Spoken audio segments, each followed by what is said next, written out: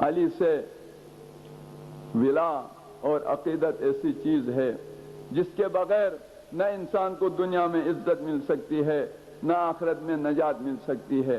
روایت ہے رسول پاک صلی اللہ علیہ وآلہ وسلم کے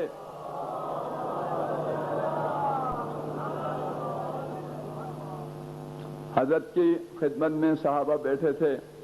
رسول پاک صلی اللہ علیہ وآلہ وسلم نے فرمایا بروز قیامت اللہ تعالیٰ ایک ایسی قوم کو قبروں سے اٹھائے گا جن کے چہرے نورانی ہوں گے، جو نور کی کرسیوں پر جلوہ افروز ہوں گے، جن کا لباس بھی نورانی ہوگا، جو انبیاء کے ہمنشین ہوں گے، جن کو شہداء کا درجہ ملے گا۔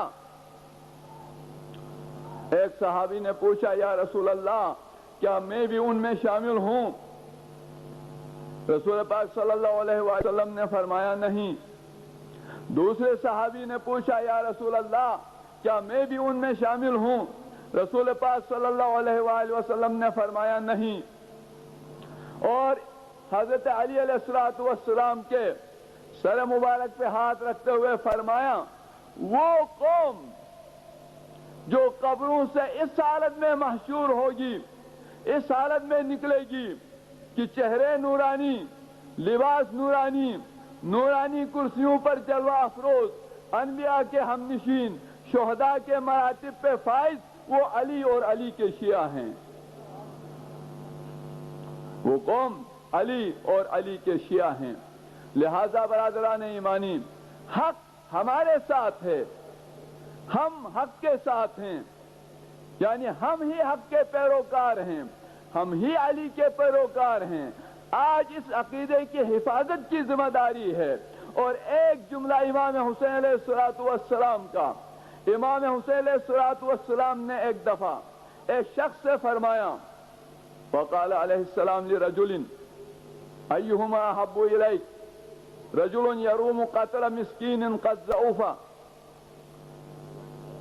تنقذه من يده او ناصب يريد إذلال مؤمن مسكين تفتح عليه۔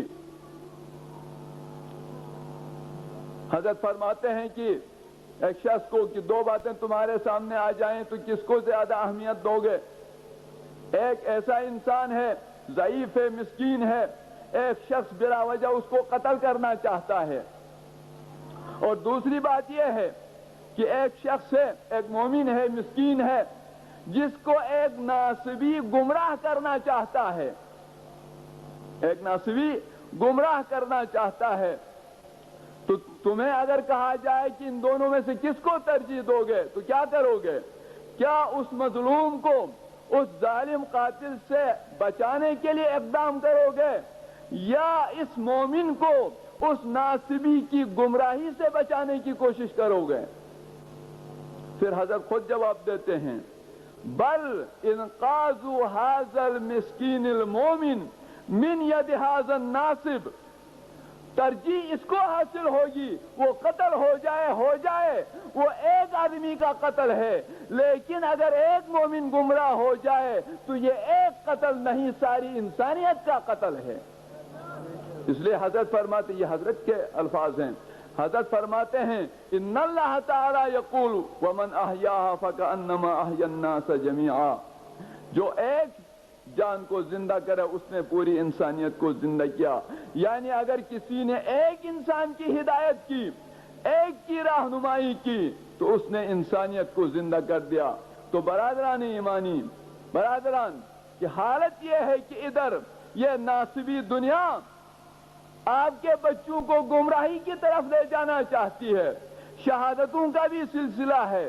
ترجیح کس کو دینا ہے؟ پہلے اپنا عقیدہ بچائیں. عقیدہ بچ جائے، یہ جان رہے نہ رہے کامیابی اور سعادت ہے. اور اگر عقیدہ چلا گیا، عقیدہ ختم ہوا، تو یہ زندگی رہ کے بھی مردگی ہے. اس لیے امام حسین علیہ الصلوۃ والسلام نے فرمایا موت فی عز خیر من حیات فی الذل، کہ عزت کے ساتھ موت بہتر ہے ذلت کی زندگی سے. اور فرمایا ہیہات من الذلہ. برادران، یہ ہے صورتحال. اب آگے اس کا مقابلہ کس طرح کرنا ہے؟ علماء سے گزارش ہے، آپ حضرات سے گزارش ہے، یہ سوچیں، اور انشاءاللہ تعالی آپ ضرور بیدار ہوں گے، اور اپنے وقت کے جو آپ کے خلاف مشکلات و مسائل ہیں ان کا مقابلہ کرنے کے لیے عزم مصمم کریں گے.